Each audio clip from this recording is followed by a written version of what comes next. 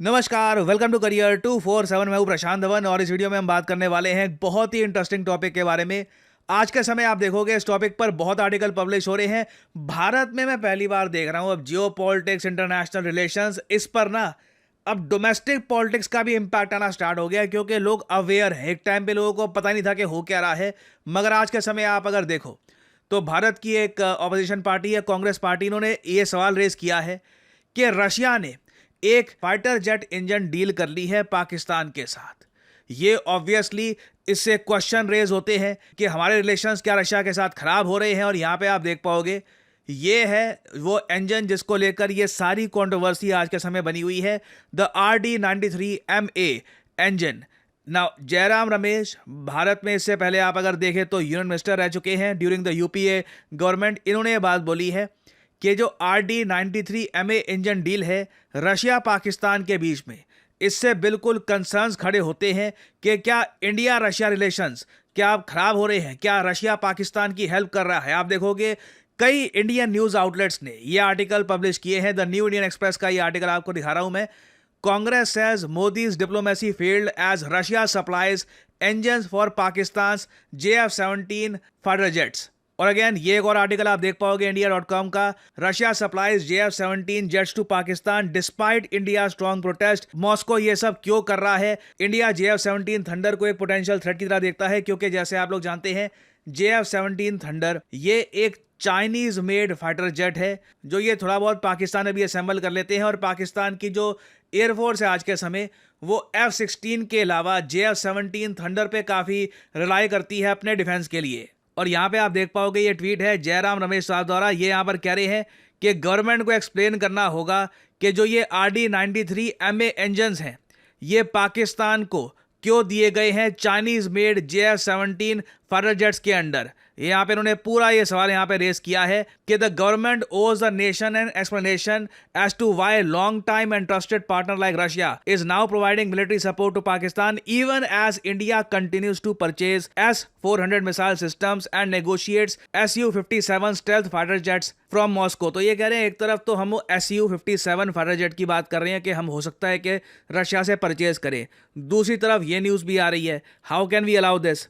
Now यहाँ पे एक इंटरेस्टिंग बात यह है कि एक तरफ तो ये सब बातें पब्लिश करी गई, दूसरी तरफ कई आर्टिकल्स ये भी पब्लिश किए गए हैं जहां पे रशियन साइड से बताया जा रहा है कि कोई इनकी डिफेंस कोऑपरेशन, कोई डिफेंस डील फाइटर जेट को लेकर पाकिस्तान के साथ हुई नहीं है अभी तक। और यहाँ पे आप लोग देख पाओगे आर्टिकल व्योन का, इन लोगों ने रिपोर्ट किया है, इन्होंने रशियन सोर्सेज से बात करी कि क्या सच में ऐसा कुछ हुआ है। ये जो बात की जा रही है कि आपने कुछ फाइटर जेट इंजन को लेकर कोऑपरेशन कर लिया पाकिस्तान के साथ, तो रशिया ने अभी तक बताया जा रहा है इस रिपोर्ट को डिसमिस कर दिया है कि नहीं, यहाँ पे आप देख पाओगे no such cooperation with Pakistan. यहाँ पे रशिया का कहना है कि हम लोग बहुत जरा सेंसिटिव हैं भारत की डिफेंस नीड्स को लेकर, no confirmation on such a development.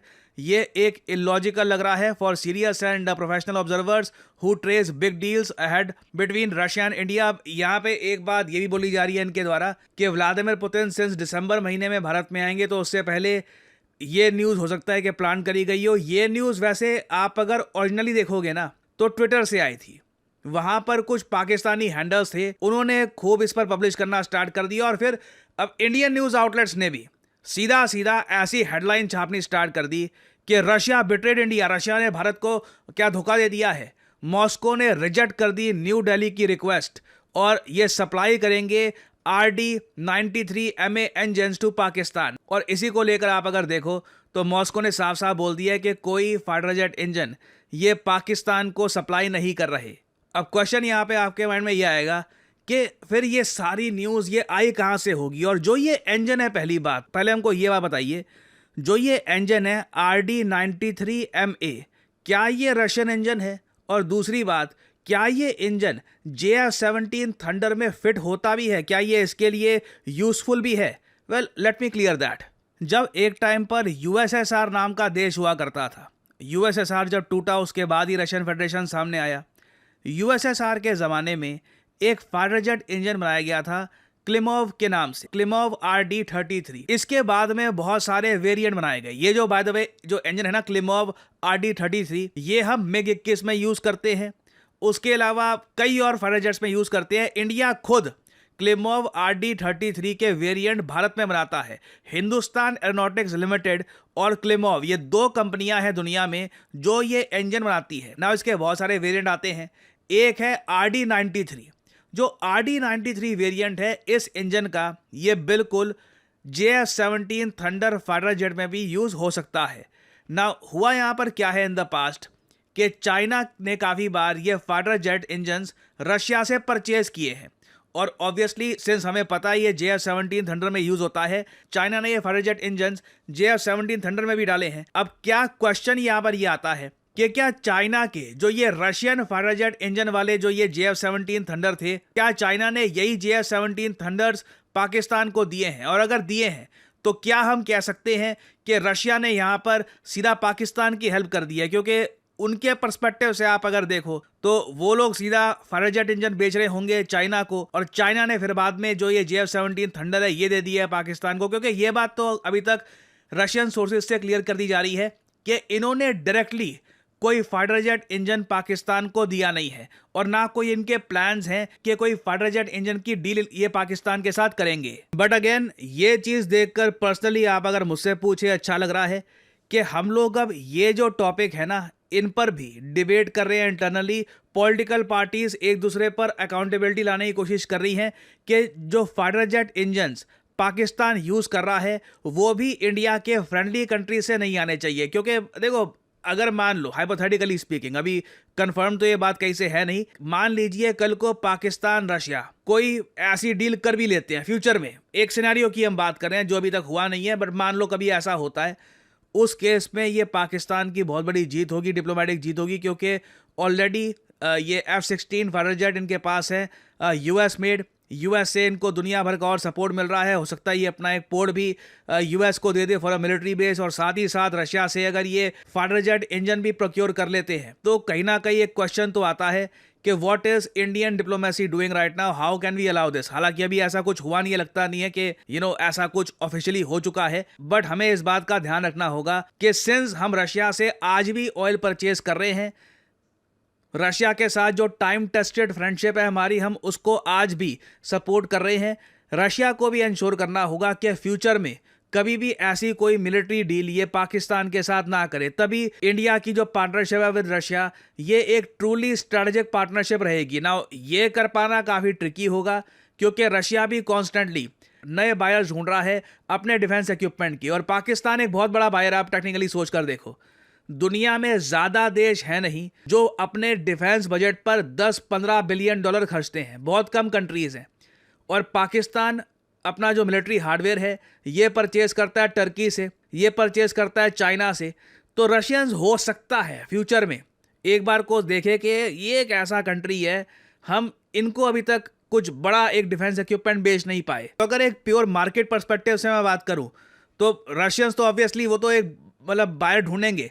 ये हम पर है कि हम रशिया को हमेशा ये बात प्रॉपरली कन्वे करें कि इंडिया के साथ जो आपके रिलेशंस हैं ये इस बात पर काफ़ी हद तक टिके हैं कि आप हमारे जो एनिमी हैं उसको आर्म नहीं करेंगे। यूएस ने भी आप अगर देखो F-16 फाइटर जेट के बाद इन रीसेंट टाइम्स पाकिस्तान को कोई नया वेपन दिया नहीं है। एक बार को आप कह सकते हैं कि यूएस ने रिसेंटली ही $400 मिलियन पाकिस्तान को दिए थे अपने JF-17 थंडर फ्लीट को मेंटेन करने के लिए। हाँ, वो बात काफ़ी हद तक है, बट कुछ ऐसा नहीं है कि थर्ड मिसाइल डिफेंस सिस्टम या फिर कोई नया मिसाइल डिफेंस सिस्टम या नया फाइटर जेट यूएसए ने पाकिस्तान को दिया हो इन रीसेंट टाइम्स। और अभी के लिए वैसे मैं आपको ये भी बता दूं कि ये टॉपिक ख़त्म ही नहीं हुआ है। अभी गवर्नमेंट ऑफ इंडिया की ऑफिशियल स्टेटमेंट यहाँ पे आनी बाकी है कि क्या ये ऐसा हुआ है, what has happened. I think government भी इसके बारे में कुछ ना कुछ स्टेटमेंट इवेंचुअली देगी। कुछ अपडेट्स आती है तो I will keep on making updated videos for you all. और ये काफ़ी इंपॉर्टेंट टॉपिक है। मैंने यहाँ पर न्यूट्रल तरीके से जो भी सभी पार्टीज़ यहाँ पर क्या कह रही हैं ये आपके सामने प्रेजेंट करने का प्रयास किया है। अब इसके आगे कुछ अगर मान लीजिए बड़ी डेवलपमेंट आती है, कुछ अपडेट्स आती है, तो बाद में मैं आपके लिए अपडेटेड वीडियोस लाता रहूँगा। देखिए, लोग काफ़ी बार कहते हैं कि जॉब्स की कमी हो रही है, बट इन रियलिटी जॉब्स बढ़ती जा रही हैं, बस लोग सही जगह सर्च नहीं कर रहे। रिसेंटली यूएस की एक यूनिवर्सिटी ने एक बहुत ही इंटरेस्टिंग रिसर्च पब्लिश करी। इन लोगों ने ये कहा कि कुछ स्पेसिफिक करियर ऑप्शंस हैं जिसकी डिमांड बहुत ही ज़्यादा बढ़ने वाली है दुनिया भर में। इधर आप देख पाओगे the employment of data scientist is projected to grow by 36% from 2023 to 2033। ये बाकी जो और एवरेज ऑक्यूपेशंस हैं उनसे कई ज्यादा गुना बढ़ने वाली है। और इवन हमारे प्यारे भारत में आप देखोगे अब खुल के ऐसे आर्टिकल्स पब्लिश होने स्टार्ट हो गए हैं कि इकोनॉमिक्स में पढ़ाई करें या डेटा साइंस में। सैड बात यह है कि आप में से कई लोगों के पेरेंट्स को डेटा साइंस के बारे में पता भी नहीं होगा कि आज के समय this has become a great career option for many people. जो डेटा साइंटिस्ट एक वेल रिप्यूटेड एक अच्छी कंपनी में लग गए हैं, they are earning a lot. और इवन आप अगर एक इंडियन स्टार्टअप में भी एज ए डेटा साइंटिस्ट काम कर रहे हैं, आप एक अच्छी सैलरी अर्न कर सकते हैं। क्वेश्चन यहां पर यही है कि क्या आप इतने अवेयर हैं कि बदलते समय के हिसाब से जो न्यू एज जॉब्स हैं उनके लिए आप खुद को स्किल कर पाओगे या नहीं कर पाओगे? क्योंकि इवन वर्ल्ड इकोनॉमिक फोरम की रिपोर्ट ये कहती है कि data analyst, AI specialist, machine learning engineers, data scientist, इन सब की डिमांड इन द फ्यूचर बहुत ज्यादा बढ़ने वाली है। और यहीं पर आपकी हेल्प करने के लिए आता है करियर 247। करियर 247 का state of the art data science course with generative AI आपको फ्यूचर जॉब्स के लिए प्रिपेयर करता है। और वैसे मार्केट में देखो, सिंस डेटा साइंटिस्ट की इतनी डिमांड है, कोर्सेज भी आपको काफी मिलेंगे। ज्यादातर कोर्सेज में आपको प्री रिकॉर्डेड क्लासेस मिलती हैं और कुछ टूल्स आपको दे देंगे और बोल देंगे गुड लक, खुद अपने आप सीखते रहो। जबकि आप जो करियर 247 का कोर्स है, इसमें आप देखोगे आपको लाइव क्लासेस मिलती है, 260 आवर्स ऑफ लाइव क्लासेस जो वीकेंड्स में होगी। आप वीकेंड्स में लाइव क्लास करिए अपनी, वीकडे में प्रैक्टिस करिए अपनी क्राफ्ट स्किल्स, अपनी कॉन्स्टेंटली इंप्रूव करते रहिए। करियर 247 के डेटा साइंटिस्ट कोर्स में आपसे हम प्रोजेक्ट भी करवाएंगे। आपको बेसिकली जो स्किल्स मिल रही हैं इनको यूज कैसे करना है रियल लाइफ में, ये भी आप सीख पाएंगे।